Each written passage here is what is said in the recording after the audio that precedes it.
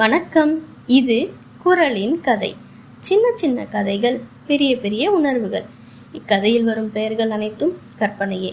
கதையின் தலைப்பு: நின்ற கடிகாரம் கற்றுக் கொடுத்த நேரத்தின் மதிப்பு. ஒரு சிறிய கிராமத்தில் அருண் என்ற இளைஞன் வாழ்ந்து வந்தான். அவன் மிகவும் திறமையானவன். ஆனால் ஒரு குறை இருந்தது. அவன் எப்பொழுதும் வேலையை தள்ளி போடுவான். இன்னைக்கு வேண்டாம், நாளைக்கு பண்ணலாம். அது அவன் பழக்கம். ஒரு நாள் அவன் வீட்டில் இருந்த பழைய சுவர் கடிகாரம் நின்றது. அம்மா சொன்னார், அருண், இந்த கடிகாரத்தை சரி பண்ணிட்டு வா.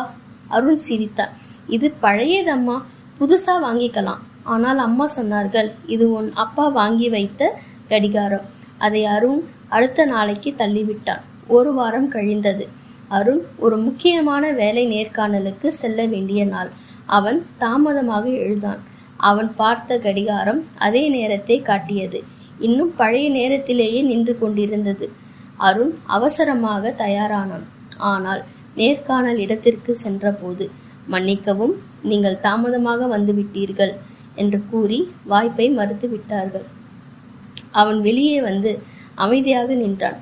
அப்பொழுது அவன் மனதில் ஒரு சிந்தனை வந்தது. நின்ற கடிகாரம் கூட ஒரு நாளில் 2 முறை சரியான நேரத்தை காட்டும். ஆனால் நான் ஒரு முறை சரியான நேரத்தில் இருக்க முடியவில்லை. அவன் கண்களில் கண்ணீர் வந்தது. அவன் வீடு திரும்பி பழைய கடிகாரத்தை மெதுவாக எடுத்தான். அதை சரி செய்ய கடைக்கு எடுத்து சென்றான். கடிகாரம் மீண்டும் இயங்க ஆரம்பித்தது. அந்நாளில் இருந்து அருண் தன் வாழ்க்கையும் நேரத்தையும் சரி செய்தான். வேலையை தள்ளி போடாமல் ஒவ்வொரு நிமிடத்தையும் மதிக்க ஆரம்பித்தான். சில மாதங்கள் கழித்து அதே நிறுவனம் மீண்டும் நேர்காணல் அழைப்பு கொடுத்தது. இந்த முறை அவன் 15 நிமிடம் முன்பாக சென்றான். அவன் வேலை பெற்றான். கற்றுக் கொடுத்த பாடம்: நேரம் என்றும் காத்திருக்காது. நாம் தான் நேரத்தை மதிக்க கற்றுக்கொள்ள வேண்டும். இந்த கதை உங்களுக்கு பிடித்திருந்தால் பகிருங்கள். குறளின் கதை சேனலை சப்ஸ்கிரைப் செய்யுங்கள். மீண்டும் சந்திப்போம் குறளின் கதையில்.